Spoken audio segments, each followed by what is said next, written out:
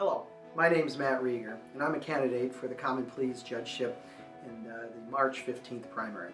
I want to talk to you today about the rule of law.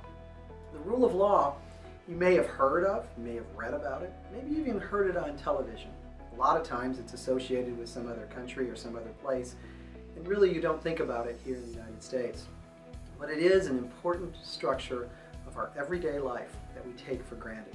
And it's important as you consider who you're going to vote for judge. Here's the situation of the rule of law. When you go to a stop sign, when you come to a red light, the rule of law means that you stop at the red light and you expect that the other people will abide by the law too, the rules that are there. When you buy a house, you expect that your ownership of it will be insured because the title has been recorded in the recorder's office.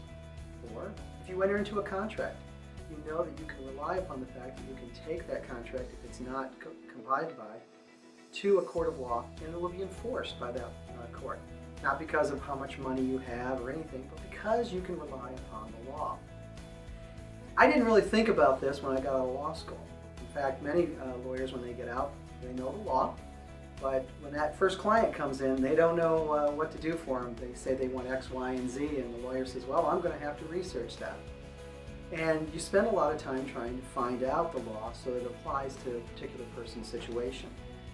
I worked for a judge when I started out, and I really learned that a lot, understanding how law applies to everyday situations to people. But I really learned the rule of law and the parts of it when I went and lived overseas in the Republic of Georgia. Through a program of the American Bar Association called the Rule of Law Initiative, I was a volunteer for 1 year, training attorneys in our trial system and our advocacy system. I was also training judges and prosecutors there about our unique system and how the rule of law is important. When I came back, that experience so impressed me that I founded my own nonprofit called Community Christian Legal Services.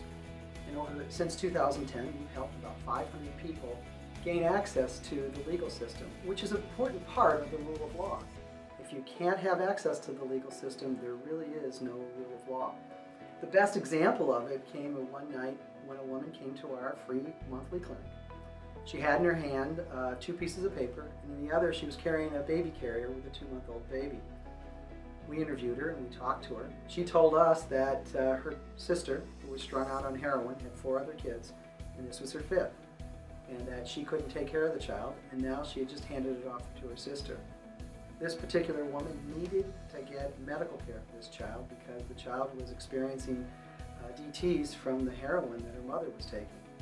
So the best way to help her was we were able to get her an emergency custody order the next day because of volunteer attorneys through that clinic.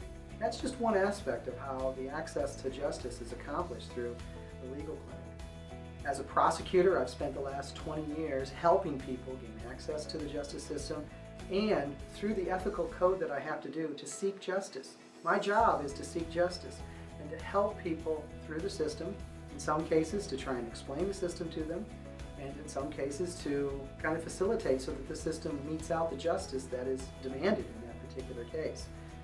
As a prosecutor, I have the unique position of understanding justice and how it should be applied fairly.